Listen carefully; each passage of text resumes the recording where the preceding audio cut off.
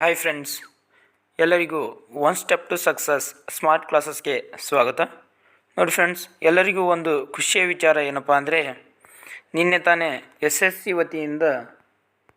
ವತಿಯಿಂದ 17,000ಕ್ಕೂ ಅಧಿಕ ಹುದ್ದೆಗಳ ಒಂದು ನೋಟಿಫಿಕೇಷನ್ ಆಗಿದೆ. ಆ ನೋಟಿಫಿಕೇಷನ್ ಬಗ್ಗೆ ಸಂಪೂರ್ಣ ಮಾಹಿತಿಯನ್ನು ಇವಾಗ ನಾವು ನೋಡ್ತಾ ಬರೋಣ. ನೋಡಿ ಫ್ರೆಂಡ್ಸ್, ಸ್ಟಾಫ್ ಸೆಲೆಕ್ಷನ್ ಕಮಿಷನ್ ವತಿಯಿಂದ ಯಾವ ನೋಟಿಫಿಕೇಷನ್ ಆಗಿದೆ ಅಂದರೆ, ಕಂಬೈನ್ಡ್ ಗ್ರ್ಯಾಜುಯೇಟ್ ಲೆವೆಲ್ ಎಕ್ಸಾಮಿನೇಷನ್ ಅಂದರೆ CGL ಅಂತ ಕರೀತಾರಲ್ಲ, ಈ CGL ನೋಟಿಫಿಕೇಷನ್ ಆಗಿದೆ. ಇದರ ಕ್ವಾಲಿಫಿಕೇಷನ್ ಏನು, ಮತ್ತು ಅಪ್ಲಿಕೇಶನ್ ಹಾಕುವಂಥ ಡೇಟು ಮತ್ತು ಲಾಸ್ಟ್ ಡೇಟು ಮತ್ತು ಫೀಸ್ ಎಷ್ಟಿದೆ ಅಂತ ನೋಡ್ತಾ ಬರೋಣ. ಮೊದಲನೇದಾಗಿ ನೋಡಿ, date for submission of online applications. ನೋಡಿ, ನಿನ್ನೆಯಿಂದ ಏನಾಗಿದೆ, ಅಪ್ಲಿಕೇಶನ್ಗಳು ಸ್ಟಾರ್ಟ್ ಆಗಿದೆ. 24/6/2024ರಿಂದ 24/7/2024ರವರೆಗೆ ನೀವೇನು ಮಾಡ್ಬೋದು, ಅಪ್ಲಿಕೇಶನನ್ನು ಹಾಕ್ಬೋದು. ಆದರೆ ಎಷ್ಟು ಗಂಟೆ ಅಂದರೆ, ರಾತ್ರಿ 11 ಗಂಟೆಯವರೆಗೆ 24ನೇ ತಾರೀಕು 7ನೇ ತಿಂಗಳು ಅಂದರೆ ಜುಲೈ 24ರ 11ನೇ ಗಂಟೆ, ರಾತ್ರಿ 11 ಗಂಟೆವರೆಗೆ ನೀವೇನು ಮಾಡ್ಬೋದು, ಅಪ್ಲಿಕೇಶನನ್ನು ಹಾಕ್ಬೋದು. Last date and time for making online fee payment. ನೀವು ಪೇಮೆಂಟ್ ಮಾಡಲು ಲಾಸ್ಟ್ ಡೇಟ್ ಏನಿದೆ, 25 ಇದೆ. ಅಂದರೆ ಜುಲೈ 25ರಂದು ನೀವೇನು ಮಾಡಬೇಕು, ಅಷ್ಟರೊಳಗಾಗಿ ಪೇಮೆಂಟನ್ನು ಮಾಡಬೇಕಾಗುತ್ತೆ. ಇದು ಎಷ್ಟು ಎಕ್ಸಾಮ್ಗಳನ್ನ ಕಂಡಕ್ಟ್ ಮಾಡ್ತೈತಪ್ಪ ಅಂದರೆ, ಟೈರ್ 1 ಮತ್ತು ಟೈರ್ 2 ಅಂತೇಳಿ 2 ಎಕ್ಸಾಮ್ ಇರ್ತಾವೆ. ಯಾವುದು, CGL. ಟೈರ್ 1 ಟೆಂಟೇಟಿವ್ ಎಕ್ಸಾಮ್ ಡೇಟನ್ನು ಕೊಟ್ಟಿದ್ದಾರೆ. ಸೆಪ್ಟೆಂಬರ್ ಮತ್ತು ಅಕ್ಟೋಬರ್ ತಿಂಗಳಲ್ಲಿ ಏನು ನಡೆಸ್ತಾರಂತೆ, ಈ CGLದು ಎಕ್ಸಾಮ್ನ ನಡೆಸ್ತಾರಂತೆ. ಅದೇ ರೀತಿಯಾಗಿ ಟೈರ್ 2ದು ಎಕ್ಸಾಮ್ ಯಾವಾಗ ನಡೀತಾವಪ್ಪ ಅಂದರೆ, ಡಿಸೆಂಬರ್ 2024ರಲ್ಲಿ ಟೈರ್ 2ದು ಎಕ್ಸಾಮ್ ನಡೀತಾವೆ. ನೆಕ್ಸ್ಟ್ ಇಲ್ಲಿ ನೋಡಿ, ಇಲ್ಲಿ ಗ್ರೂಪ್ ಬಿ ಮತ್ತು ಗ್ರೂಪ್ ಸಿ ಲೆವೆಲ್ ಪೋಸ್ಟ್ ಅದಾವೆ. ಇವು ನೋಡಿ, ಪೇ ಸ್ಕೇಲ್ ಯಾವುದಪ್ಪ ಅಂದರೆ, ಈ ಕೆಲವೊಂದಿಷ್ಟು ಪೋಸ್ಟ್ಗಳಿಗೆ ಬೇರೆ ಬೇರೆ ಪೇ ಸ್ಕೇಲ್ ಅದಾವೆ. 7th ಪೇ ಸ್ಕೇಲ್ ಐತಿ ನೋಡಿ, 44,900ರಿಂದ 1,42,400ವರೆಗೆ ಇದು ಗ್ರೂಪ್ ಬಿ ಪೋಸ್ಟ್ಗೆ ಇದೆ. ಇನ್ನು ಕೆಲವೊಂದಿಷ್ಟು ಗ್ರೂಪ್ ಬಿ ಪೋಸ್ಟ್ಗಳು ಇಲ್ಲಿ ಇದಾವೆ. ನೆಕ್ಸ್ಟ್ ಗ್ರೂಪ್ ಸಿ ಪೋಸ್ಟ್ಗಳು ಅದಾವೆ. ಯಾವ್ಯಾವ ಪೋಸ್ಟ್ ಅದಾವೆ, ಗ್ರೂಪ್ ಬಿ ಮತ್ತು ಗ್ರೂಪ್ ಸಿ ಪೋಸ್ಟ್ಗಳು.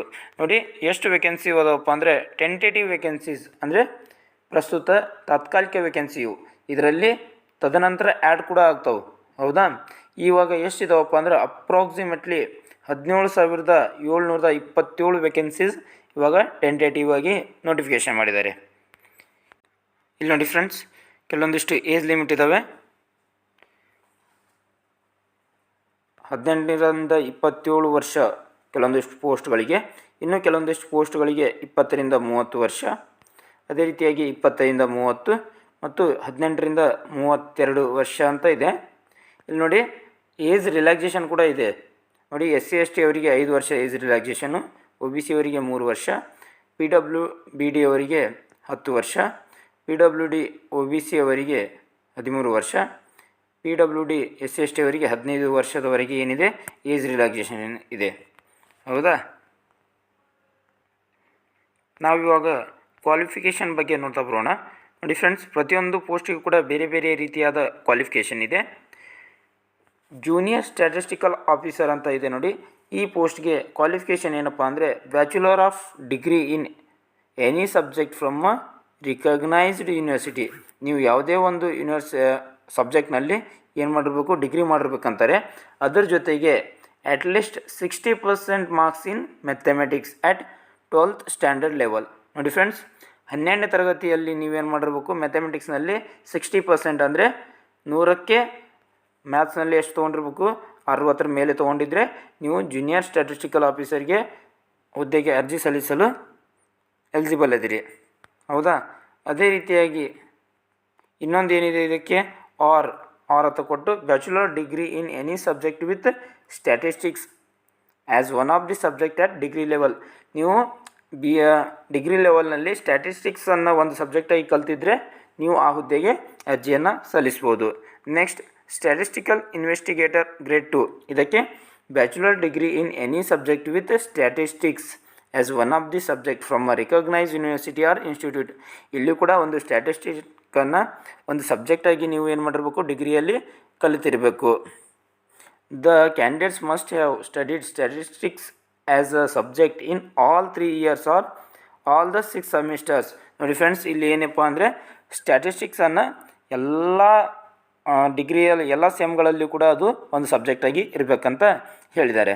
Next, research assistant in National Human Rights Commission NHRCಯಲ್ಲಿ ಅಲ್ಲಿ ಕೂಡ ಎಸೆನ್ಷಿಯಲ್ ಕ್ವಾಲಿಫಿಕೇಷನ್ ಏನಿದೆ, bachelor degree from a recognise university degree ಇದ್ದರೆ ಸಾಕತ್ತೆ, ನೀವು ಅರ್ಜಿಯನ್ನು ಸಲ್ಲಿಸ್ಬೋದು. ಇನ್ನು ಉಳಿದಂಥ ಪೋಸ್ಟ್ಗಳಿಗೆ, ಆಲ್ ಅದರ್ ಪೋಸ್ಟ್ಗಳಿಗೆ ಏನಿದೆ qualification, bachelor degree from a recognise university or equivalent, ಕೇವಲ ನೀವು ಡಿಗ್ರಿ ಮಾಡಿದರೆ ಸಾಕು, ನೀವು ಅರ್ಜಿಯನ್ನು ಸಲ್ಲಿಸ್ಬೋದು.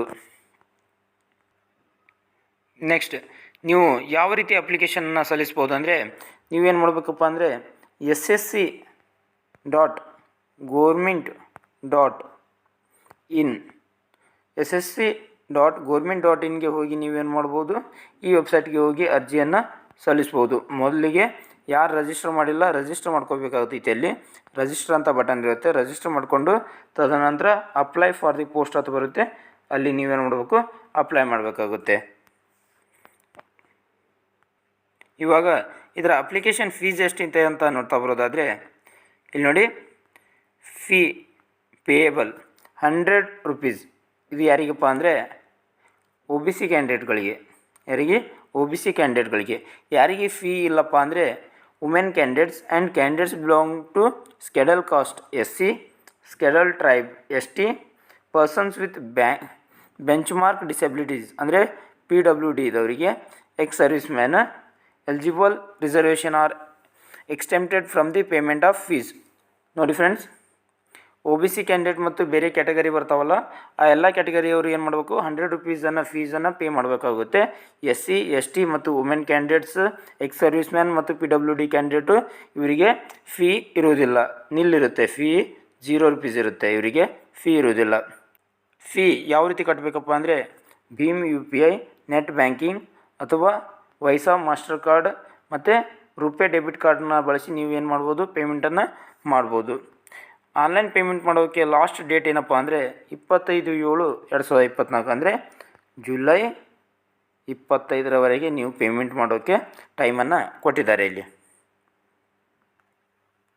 ಇವಾಗ ಎಕ್ಸಾಮಿನೇಷನ್ ಸೆಂಟರ್ಗಳನ್ನ ನೋಡ್ತಾ ಬರೋಣ.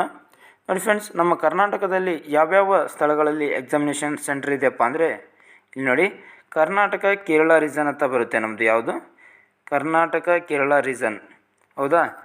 ನೋಡಿ, ಇಲ್ಲಿ ಬೆಳಗಾವಿ ಒಂದು ಎಕ್ಸಾಮಿನೇಷನ್ ಸೆಂಟರ್ ಇದೆ, ಬೆಂಗಳೂರು ಇದೆ, ಹುಬ್ಬಳ್ಳಿ ಇದೆ, ಕಲಬುರಗಿ ಇದೆ, ಮಂಗಳೂರು ಇದೆ, ಮೈಸೂರು, ಶಿವಮೊಗ್ಗ, ಉಡುಪಿ.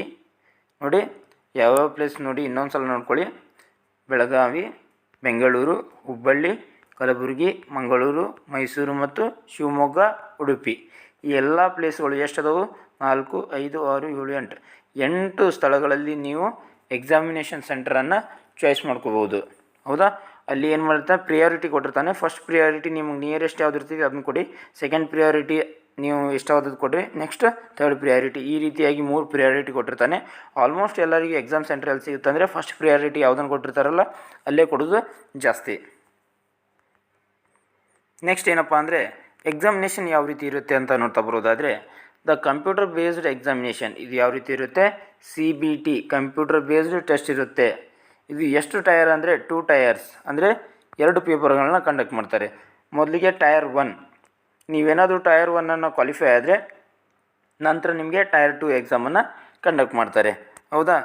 ಟೈರ್ 1ನಲ್ಲಿ ಏನಿರುತ್ತೆ ಮತ್ತು ಎಷ್ಟು ಇದು ಇರುತ್ತೆ, ಮಾರ್ಕ್ಸ್ ಇರುತ್ತೆ, ಯಾವ್ಯಾವ ಸಿಲೆಬಸ್ ಇರುತ್ತೆ ಅಂತ ನೋಡ್ತಾ ಬರೋದಾದರೆ, ಇಲ್ಲಿ ನೋಡಿ, ಜನರಲ್ ಇಂಟೆಲಿಜೆನ್ಸ್ ಆ್ಯಂಡ್ ರೀಸನಿಂಗ್ ಇದು ಎಷ್ಟು? 25 ಅಂಕ ಅಂದರೆ ಮೆಂಟಲ್ ಎಬಿಲಿಟಿ ಅಂತ ಏನು ಕರಿತೀವಲ್ಲ, 25 ಕ್ವಶನ್ಸ್ ಇರುತ್ತೆ 50 ಅಂಕಗಳಿಗೆ.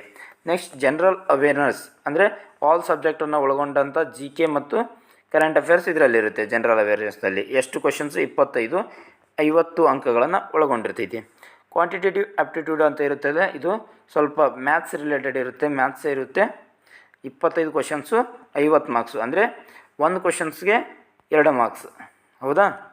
ನೆಕ್ಸ್ಟ್ ಇಂಗ್ಲೀಷ್ ಕಾಂಪ್ರಿಹೆನ್ಸಿವ್ ಇರುತ್ತೆ, ಇಂಗ್ಲೀಷ್ ಗ್ರಾಮರ್ ಜಾಸ್ತಿ ಇರುತ್ತೆ. ಇದರಲ್ಲಿ 25 ಕ್ವಶನ್ಸ್ ಇರುತ್ತೆ, 50 ಮಾರ್ಕ್ಸ್. ಟೋಟಲ್ ಎಷ್ಟು ಮಾರ್ಕ್ಸ್? 200 marks, 100 questions. ಆದರೆ ಟೈಮಿಂಗ್ ಎಷ್ಟಿರುತ್ತೆ ಅಂತ ನೋಡ್ತಾ ಬರೋದಾದರೆ 1 ಅವರ್ ಟೈಮಿಂಗ್ ಇರುತ್ತೆ. ಎಷ್ಟು? 60 ನಿಮಿಷ ನಿಮಗೆ ಟೈಮಿಂಗ್ ಇರುತ್ತೆ. ಈ ಟೈರ್ ಒನ್ನಲ್ಲಿ ಏನೇನಿರುತ್ತಪ್ಪ ಅಂದರೆ ಅಬ್ಜೆಕ್ಟಿವ್ ಟೈಪ್ ಕ್ವಶನ್ಸ್ ಇರುತ್ತೆ, ಮಲ್ಟಿಪಲ್ ಚಾಯ್ಸ್ ಕ್ವಶನ್ಸ್ ಇರುತ್ತೆ. ಅಂದರೆ ಒಂದು ಪ್ರಶ್ನೆಗೆ 4 ಉತ್ತರಗಳನ್ನು ನೀಡಿರ್ತಾರೆ, ಅದರಲ್ಲಿ ನೀವು ಯಾವ ಸರಿಯಾದ ಉತ್ತರ ಅದನ್ನು ಟಿಕ್ ಮಾಡಬೇಕಾಗುತ್ತೆ. ನೆಕ್ಸ್ಟ್ ಇದು ಯಾವ ಲ್ಯಾಂಗ್ವೇಜ್ನಲ್ಲಿ ಇರುತ್ತಪ್ಪ ಅಂದರೆ questions will be set both in English and Hindi. ಹೌದಾ, ಯಾವುದರಲ್ಲಿ? ಇಂಗ್ಲೀಷ್ ಮತ್ತು ಹಿಂದಿಯಲ್ಲಿರುತ್ತೆ. ನೆಗೆಟಿವ್ ಮಾರ್ಕಿಂಗ್ ಎಷ್ಟಿರುತ್ತಪ್ಪ ಅಂದರೆ 0.50 ನೆಗೆಟಿವ್ ಮಾರ್ಕಿಂಗ್ ಇರುತ್ತೆ. ನೀವು ಯಾವುದೇ ಒಂದು ತಪ್ಪು ಉತ್ತರವನ್ನು ನೀಡಿದರೆ ನಿಮ್ಮದು 0.50 ಮಾರ್ಕ್ಸ್ ಡಿಡಕ್ಟ್ ಆಗುತ್ತೆ. Next tyre 2 examination. First tyre 1 clear ಮಾಡಿದರೆ ಟೈರ್ 2 ಎಕ್ಸಾಮಿನೇಷನ್ ಇರುತ್ತೆ. ಈ ಟೈರ್ 2 ಎಕ್ಸಾಮಿನೇಷನ್ನಲ್ಲಿ ಪೇಪರ್ 1 ಮತ್ತು ಪೇಪರ್ 2 ಅಂತ ಬರುತ್ತೆ. ಪೇಪರ್ 2 ಕೆಲವೊಂದಿಷ್ಟು ಸ್ಪೆಸಿಫಿಕ್ ಪೋಸ್ಟ್ಗಳಿಗೆ ಮಾತ್ರ ಇದೆ, ಪೇಪರ್ 1 ಎಲ್ಲರಿಗಿದೆ. ಇದು ಪೇಪರ್ 1ನಲ್ಲಿ ಸೀಸನ್ 1 ಮತ್ತು ಸೀಸನ್ 2 ಅಂತ ಮಾಡಲಾಗಿದೆ. ಸೀಸನ್ 1ನಲ್ಲಿ ಸೆಕ್ಷನ್ 1 ಇದರಲ್ಲಿ ಏನು ಬರುತ್ತಪ್ಪ ಅಂದರೆ ಮ್ಯಾಥಮೆಟಿಕಲ್ ಅಬಿಲಿಟೀಸ್ ಅಂದರೆ ಮ್ಯಾಥ್ಸ್ಗೆ ಸಂಬಂಧಪಟ್ಟಂಥ 30 ಕ್ವಶನ್ಸ್ ಇರುತ್ತೆ. ಈ 30 questions. Next reasoning and general intelligence ಇವು ಎಷ್ಟಿರುತ್ತೆ? ಇವು ಕೂಡ 30 ಇರುತ್ತೆ. ಟೋಟಲ್ ಎಷ್ಟು? 60 ಕ್ವಶನ್ಸು. ಪ್ರತಿಯೊಂದು ಕ್ವಶನ್ಸ್ಗೂ 3 ಮಾರ್ಕ್ಸ್ ಇರುತ್ತೆ.